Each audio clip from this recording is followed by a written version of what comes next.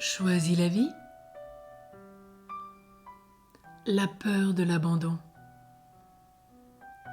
Éternel, tu me sondes et me connais. Tu sais quand je m'assois, quand je me lève. Tu discernes de loin mes pensées. Tu sais quand je marche, quand je me couche. Tu connais tous mes sentiers et ta sagesse me dépasse. Ta main me conduit et ta droite me saisit. Tu as posé sur moi ta main. La main de Dieu nous conduit, elle nous saisit. Le conte de Perrault, Le Petit Poucet, est l'histoire d'un petit garçon qui nous ressemble par certains côtés. Lui et ses frères sont abandonnés par leurs parents, trop pauvres pour subvenir à leurs besoins. Même si nous n'avons pas été abandonnés par nos parents, nous avons déjà vécu l'abandon sous d'autres aspects, comme la perte d'un être cher, une séparation, un divorce, etc. Nous portons en nous inscrite profondément la peur d'être abandonnés à chaque instant. Et dans le conte du Petit Poucet, celui-ci se sort magnifiquement de sa peur en acceptant la confrontation avec lui-même, en reconnaissant en lui des parties sombres figurées par l'ogre. Cette connaissance et la découverte de son être lui font trouver des solutions et prendre des décisions heureuses. Dans mes relations affectives, j'ai peur d'être rejeté. Je suis envahissant. Je manifeste mon amour d'une façon excessive, débordante, qui n'a pas de fin. Je suis insatiable et toujours en demande de manifestation, d'affection, de présence, de gestes, de mots tendres, de regards. J'ai bien conscience que cela peut être étouffant pour l'autre. Et en cela, ce n'est plus au Petit Poucet que je ressemble, mais plutôt à l'ogre. J'ai du mal à freiner cet appétit féroce, toujours l'ogre, pour les caresses. Je n'en ai pas reçu beaucoup quand j'étais petit, sauf peut-être durant mes premières années. Et je m'en souviens comme d'un paradis perdu. J'en fais trop, je déborde d'attention, de cadeaux, je perçois mal la limite de l'autre.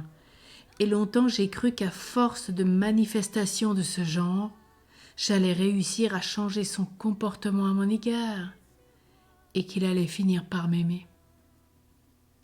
Mais je me trompe. Plus je suis dans l'excès, plus je provoque le retrait, la fuite, le découragement. Je suis comme un puits sans fond. Et je pleure, je supplie, j'argumente, je culpabilise l'autre en disant « Si tu m'aimais vraiment ?» Et je perds tout respect de moi. Si je regarde bien, je vois que je n'ai pas suffisamment développé mon être intérieur et que cette fuite dans la poursuite de l'amour de l'autre m'évite de me rencontrer vraiment. Moi qui doute tellement de ma valeur, qui suis-je? Voilà la vraie question que je refuse de me poser. Et si, comme le Petit Poucet, je prenais vraiment ma vie en main? Aujourd'hui, peut-être, prenez une amie comme Thérèse de Lisieux. Elle s'est sentie abandonnée par sa maman. Sa mère est morte d'un cancer. Puis après, elle disait sa deuxième maman, Pauline. Et Pauline est partie au Carmel. Et ainsi de suite, et ainsi de suite. Cette peur de l'abandon toujours plus loin, plus poussée, elle se disait bien excessive en famille. Elle demandait toujours plus. Rappelez-vous la grâce de Noël, où son père disait « J'espère que ce sera la dernière fois ». Oui, nous avons peur de nous abandonner. Alors aujourd'hui, quel plus beau modèle que ce docteur de l'Église, Sainte Thérèse de l'Enfant Jésus et de la Sainte Face ou de Lisieux. C'est vraiment cette femme qui va nous aider à comprendre qu'il faut nous abandonner en Dieu, car lui seul peut combler nos attentes. Lui seul est la source véritable de toute chose. Lui seul peut nous sortir de cette peur. Et elle chantera après, elle proclamera dans ses poèmes la grâce de l'abandon en Dieu, de se remettre dans les bras du Père, car sa main nous conduit. Oui, le Père est bienveillant pour chacun de ses enfants. Il prend le temps pour chacun. Il s'adapte à chaque situation, à chaque personne, à chaque caractère. Il prend le temps, il est patient. Mais à nous de lui faire confiance, à nous de s'abandonner. Et quelle transformation chez Thérèse de l'Enfant Jésus! Elle qui avait tant peur, elle qui vivait dans tant de souffrance, elle s'est laissée transformer par l'amour de Dieu, puis elle a vécu cet acte d'offrande à l'amour miséricordieux dans un acte total d'abandon à cet amour.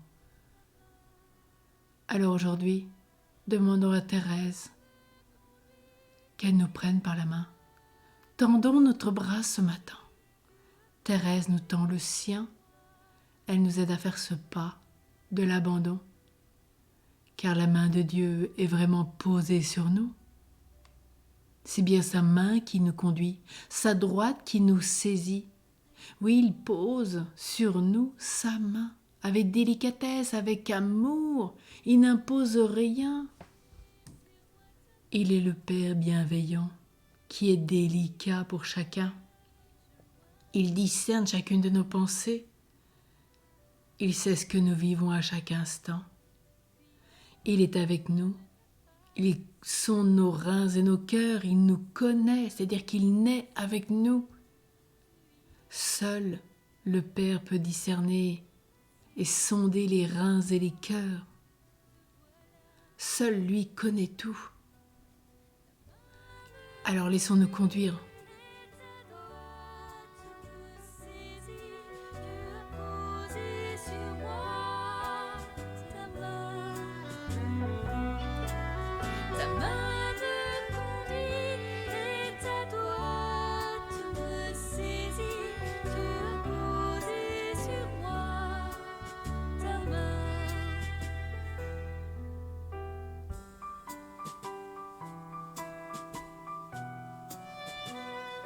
Oui, c'est toi qui as créé mes reins,